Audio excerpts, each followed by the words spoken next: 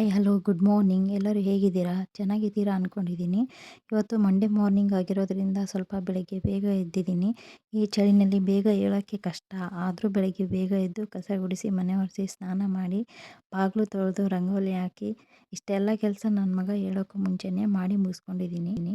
ಇವಾಗ ಕಿಚನ್ಗೆ ಬಂದು ಟೀ ಮಾಡಿ ನಮ್ಮ ಮನೆಯವ್ರಿಗೂ ಟೀ ಕೊಟ್ಟು ನಾನು ಟೀ ಕುಡಿಬೇಕು ಅಂತ ಟೀ ಕುಡಿದೆ. ಇವತ್ತು ಕ್ಯಾಪ್ಸಿಕಮ್ ಕರಿ ಮಾಡೋಣ ಅಂತೇಳಿ ರೆಡಿ ಮಾಡ್ಕೊಳ್ತಾ ಇದ್ದೀನಿ. ಕ್ಯಾಪ್ಸಿಕಮ್ಮ ಹಾಗೂ ರೊಟ್ಟಿ ಮಾಡೋಣ ಅಂತೇಳಿ ಕ್ಯಾಪ್ಸಿಕಮ್ನ ಕಟ್ ಮಾಡಿ ಇಟ್ಕೊಳ್ತಾ ಇದ್ದೀನಿ. 1 ವೀಕಲ್ಲಿ 3 ಡೇಸ್ ಆದರೂ ರೊಟ್ಟಿ ಮಾಡ್ತೀನಿ. ಫ್ರೈಡೇ ಒಂದಿನ ಮಾಡಲ್ಲ. ಬಟ್ ನಾವು ಉತ್ತರ ಕರ್ನಾಟಕದವ್ರಲ್ವ, ನಮಗೆ ರೊಟ್ಟಿ ಬೇಕೇ ಬೇಕು. ಸೊ ಹಾಗಾಗಿ ವೀಕ್ಲಿ 1ನಲ್ಲಿ 3 ಡೇಸ್ ಆದರೂ ರೊಟ್ಟಿ ಮಾಡ್ತೀನಿ. ಕ್ಯಾಪ್ಸಿಕಮ್ನ ನಾವು ಹಳ್ಳಿ ಕಡೆ ದೊಣ್ಣೆ ಮೆಣಸಿನ್ಕಾಯಿ ಅಂತ ಕರಿತೀವಿ. ನೀವೇನಂತ ಕರಿತೀರಾ? ದೊಣ್ಣೆ ಮೆಣಸಿನ್ಕಾಯಿ ಅಂತಲೇ ಕರಿತೀರಾ? ದೊಣ್ಣೆ ಮೆಣಸಿನ್ಕಾಯಿ ಅಂತ ಕರಿತಾ ಇದ್ದರೆ ಓಕೆ, ಇಲ್ಲ ಬೇರೆ ನೇಮ್ ಏನಾದರೂ ಇದ್ದರೆ ಕಮೆಂಟ್ ಮಾಡಿ ತಿಳ್ಕೊಳ್ಳೋಣ. ನಾವು ಇದನ್ನು ದೊಣ್ಣೆ ಮೆಣಸಿನ್ಕಾಯಿ ಪಲ್ಯ ಅಂತೇಳಿ ಮಾಡ್ತೀವಿ, ಕರಿ ಮಾಡಲ್ಲ. ಬಟ್ ನಾನು ಎರಡೂ ಮಾಡ್ತಾಯಿದ್ದೀನಿ. ಕರಿಗೂ ಪಲ್ಯಗೂ ಏನು ಡಿಫ್ರೆನ್ಸ್ ಅಂತಂದರೆ, ಒಗ್ಗರಣೆಗೆ ಈರುಳ್ಳಿ ಹಾಕಿ ಫ್ರೈ ಮಾಡ್ತೀವಿ. ದೊಣ್ಣೆ ಮೆಣಸಿನ್ಕಾಯಿಗೆ ಸ್ವಲ್ಪ ಫ್ರೈ ಮಾಡ್ಕೊಳ್ತೀವಿ. ಮಾಮೂಲಿಯಾಗಿ ಖಾರ ಉಪ್ಪು ಎಲ್ಲ ಹಾಕ್ತೀವಿ. ಬಟ್ ನೀರು ಹಾಕಲ್ಲ, ಡ್ರೈ ಥರ ಇರುತ್ತೆ. ಬಟ್ ಅನ್ನದ ಜೊತೆ ತಿನ್ನೋಕ್ಕೂ ಆಗಲ್ಲ. ಆದರೆ ಕರಿ ಮಾಡಿದರೆ ತಿನ್ಬೋದು, ಅಷ್ಟೇ ಡಿಫ್ರೆನ್ಸ್. ನಮ್ಮ ಹಸ್ಬೆಂಡ್ಗೆ ಈ ಕರಿಗಿಂತ ಪಲ್ಯನೇ ಇಷ್ಟ. ಬಟ್ ನನಗೆ ಮೊಸರು ಇತ್ತಲ್ಲ, ಸುಮ್ಮನೆ ಏನಕ್ಕೆ ವೇಸ್ಟ್ ಮಾಡೋದು, ಅವರು ಮೊಸರಂತೂ ತಿನ್ನಲ್ಲ, ಈ ಥರ ಮಾಡಿದ್ರಾದ್ರೂ ತಿಂತಾರೆ ಅಂತ ಈ ಥರ ಮಾಡ್ತಾಯಿದ್ದೆ. 2 ಈರುಳ್ಳಿ ತೊಗೊಂಡಿದ್ದೀನಿ. ಒಂದು ಈರುಳ್ಳಿನ ಉದ್ದ ಉದ್ದಾಗಿ ಕಟ್ ಮಾಡ್ಕೊಳ್ತೀನಿ. ಹಾಗೆ ಇನ್ನೊಂದು ಈರುಳ್ಳಿನ ಚಿಕ್ಕ ಚಿಕ್ಕದಾಗಿ ಕಟ್ ಮಾಡ್ಕೊಳ್ತಾ ಇದ್ದೀನಿ. ಯಾಕಂದರೆ ಒಂದು ಈರುಳ್ಳಿನ ನಾನು ಫ್ರೈ ಮಾಡ್ಕೊಳ್ಳೋಕ್ಕೋಸ್ಕರ ಹಾಕ್ಕೊಳ್ತಾ ಇದ್ದೀನಿ.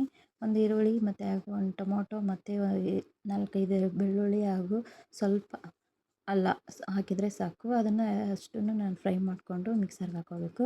ಸೊ ಹಾಗಾಗಿ ಈಗ ಚಿಕ್ಕ ಚಿಕ್ಕದಾಗಿ ಹೆಚ್ಕೊಳ್ತಾ ಇದ್ದೀನಿ. ಚಿಕ್ಕದಾಗಿ ಹೆಚ್ಕೊಂಡ್ಮೇಲೆ ಈಗ ಇನ್ನೊಂದು ಟೊಮೊಟೊ ಇದೆ, ಆ ಟೊಮೊಟೊನ ಕೂಡ ಹೆಚ್ಕೊಂಡು ಬಾಣಲೆಯಲ್ಲಿ ಫ್ರೈ ಮಾಡ್ಕೋಬೇಕು. ಸೊ ಹಾಗಾಗಿ ನಾನು ರೆಡಿ ಮಾಡ್ಕೊತಾ ಇದ್ದೀನಿ. ರೆಡಿ ಮಾಡಿಕೊಂಡು ಫ್ರೈ ಮಾಡ್ಕೋಬೇಕು. ಈಗ ಬಾಣಲೆ ಇಟ್ಟಿದ್ದೀನಿ. ಸೊ ಬಾಣಲೆ ಎಲ್ಲ ಕಾದಿದೆ, ಎಣ್ಣೆನೂ ಕಾದಿದೆ. ಈಗ ಅಲ್ಲ ಮತ್ತು ಹಾಗೂ ಬೆಳ್ಳುಳ್ಳಿ ಹಾಕ್ತಿದ್ದೀನಿ. ಬೆಳ್ಳುಳ್ಳಿ ಹಾಕಿದ್ಮೇಲೆ ಈರುಳ್ಳಿನೂ ಹಾಕ್ತೀನಿ. ಈರುಳ್ಳಿ ಹಾಕಿ ಸ್ವಲ್ಪ ಹೊತ್ತು ಫ್ರೈ ಮಾಡ್ಕೊಳ್ತೀನಿ, ಹಾಗೆ ಒಂದು 2 ನಿಮಿಷ. ಅದಾದಮೇಲೆ ಮತ್ತೆ ಟೊಮೊಟೊ ಹಾಕ್ತೀನಿ. ಟೊಮೊಟೊ ಹಾಕಿನೂ ಫ್ರೈ ಮಾಡ್ಕೊಳ್ತೀನಿ. ಅಲ್ಲ, ಟೊಮೊಟೊ ಎಲ್ಲ ಬೆಳ್ಳುಳ್ಳಿ ಫ್ರೈ ಮಾಡ್ಕೊಳ್ತೀನಿ. ಸೊ ಈಗ ಕೆಂಪಗಾಗಿದೆ ಏನು ನೋಡೋಣ. ಕೆಂಪಗಾಗಿದೆ. ಮಿಕ್ಸರ್ಗೆ ಹಾಕೊಳ್ಳೋಕ್ಕೆ ಎಲ್ಲ ರೆಡಿ ಮಾಡ್ಕೊಂಡಿದ್ದೀನಿ. ಪುಟಾಣಿ ಹಾಗೂ ಸ್ವಲ್ಪ ಮೊಸರು ಹಾಕಿದ್ದೀನಿ. ಆಮೇಲೆ ಎಲ್ಲ ಫ್ರೈ ಮಾಡಿರೋದನ್ನು ಹಾಕಿದ್ದೀನಿ. ಸೊ ಈಗ ಮತ್ತೆ ಕ್ಯಾಪ್ಸಿಕಮ್ ಹಾಗೂ ಈರುಳ್ಳಿನ ಮತ್ತೆ ಫ್ರೈ ಮಾಡ್ಕೊಳ್ತಾ ಇದ್ದೀನಿ. ಅದು ಫ್ರೈ ಮಾಡ್ಕೊಂಡಾದಮೇಲೆ ಒಗ್ಗರಣೆಗೆ ಆಮೇಲೆ ಹಾಕ್ಕೊಳ್ತೀನಿ. ಸೊ ಫ್ರೈ ಮಾಡಿದ್ದು ಇದನ್ನು ಒಂದು 5 ನಿಮಿಷ ಅಷ್ಟೇ ಫ್ರೈ ಮಾಡ್ಕೋಬೇಕಷ್ಟೇ. ಇದನ್ನು ಫ್ರೈ ಮಾಡ್ಕೊಂಡಾದಮೇಲೆ ಈಗ ಒಗ್ಗರಣೆಗೆಲ್ಲ ರೆಡಿ ಮಾಡ್ಕೊಂಡಿದ್ದೀನಿ. ಸಾಸಿವೆ, ಜೀರಿಗೆ, ಕರಿಬೇವೆಲ್ಲ ಹಾಕಿದ್ದೀನಿ. ಕರಿ ಮಾಡಬೇಕಂತಂದರೆ ಸ್ವಲ್ಪ ಮಸಾಲೆಗಳು ಹಾಕಿದ್ರೇ ಚೆನ್ನಾಗಿರುತ್ತೆ. ಸೊ ಹಾಗಾಗಿ ಧನಿಯಾ ಹಾಗೂ ಗರಂ ಮಸಾಲೆ ಹಾಕಿದ್ದೀನಿ, ಮತ್ತು ಸ್ವಲ್ಪ ಖಾರ ಪುಡಿ ಹಾಕಿದ್ದೀನಿ.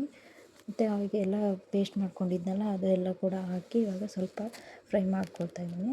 ಅದು ಸ್ವಲ್ಪ ಒಂದು 5 ನಿಮಿಷ ಆದರೂ ಕುದಿಬೇಕು.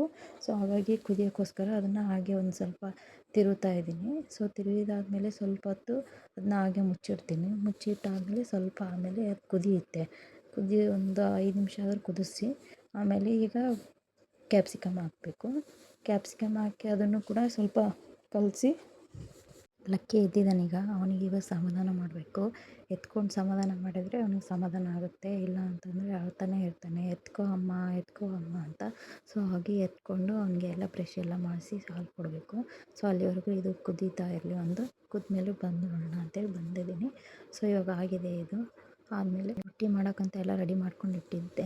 ಸೊ ಈಗ ರೊಟ್ಟಿ ಮಾಡ್ತಾಯಿದ್ದೀನಿ. ನಾನು ರೊಟ್ಟಿ ಯಾವಾಗಲೂ ಕೈಲೇ ಬಡಿತೀನಿ. ಬಟ್ ಕೈಲೇ ಬಡಿಯೋಕ್ಕಿಂತ ಮುಂಚೆ ಸ್ವಲ್ಪ ನಾನು ಬೆಲ್ಲನಲ್ಲೇ ಹಿಂಗೆ ಈ ಥರ ಉಜ್ಕೊಳ್ತೀನಿ.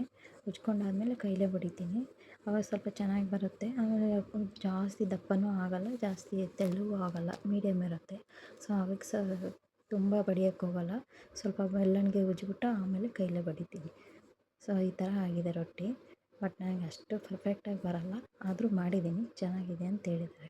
A for B for C for D for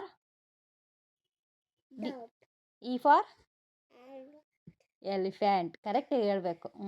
F for G for grapes. H for I for I. I for. J for. ಇಲ್ಲಿ ಫಸ್ಟು ಜೆ ಫಾರ್. ಇಲ್ಲಿ ಕೂತ್ಕೋ ಕರೆಕ್ಟಾಗಿ, ಹಿಂಗೆಲ್ಲ ಮಾಡಬಾರ್ದು. ಕೂತ್ಕೋ. ಒರ್ಸಿನಿ. ಹೇಳು, ತೋರಿಸು. ಕೊಚ್ಕೊಂಡ. ಯಾವುದಿದು? ಇದು ಯಾವ ಫ್ರೂಟ್ಸ್? ಯಾವುದು? ಯಾವ ಆಪಲ್? ಯಾವ ಆಪಲ್ ಅದು? Custard apple.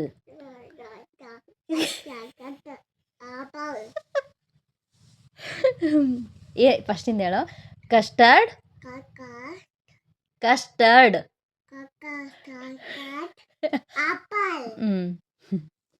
ಬ್ಲೂಬೆರಿ ಎಲ್ಲಿದೆ? ಬ್ಲೂಬೆರಿ ಅದ್ಯಾವುದು? ಪೊಮೊಗ್ರೇಟ್. ಏನು ಹೇಳು?